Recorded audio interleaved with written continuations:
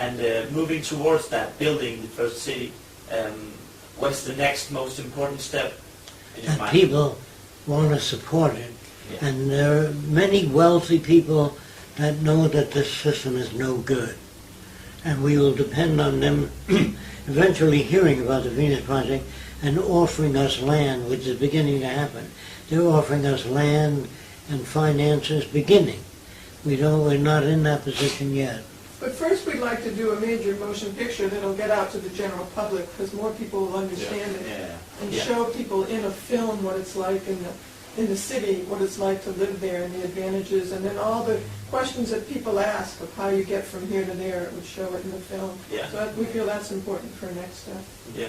So it's the communication process. Yeah, it's Yes, educating right communication. now. The story is about people in the future. Yeah. The film opens 50 years into the future, and then the kids say, how did we get here? Oh. And the kids say that. Then camera goes back in time, starts here, shows the Depression, people losing their homes, banks failing.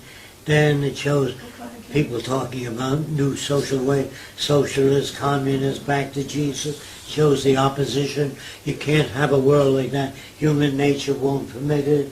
We show all the opposition, everything. Like if you're brought up by women that are very effeminate, if you were, as a baby, brought up by 6 women, and women move differently than men, they say, oh, did I see it gorgeous? You will move just like a woman if you're brought up in that environment.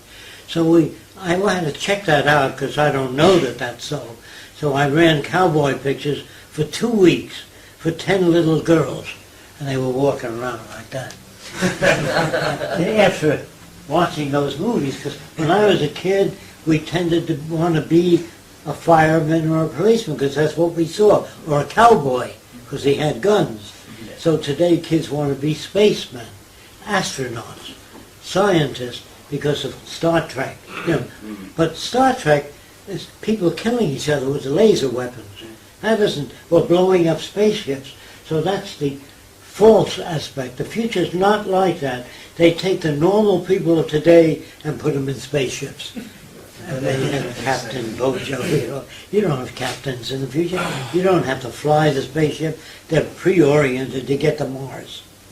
You know what I mean? Yeah. We can't put, if we try to visualize the future, it's the same families and all that stuff. So when I make movies on the future, I have to use families in there. There'll be no families. Most people won't want children. But today, that's normal.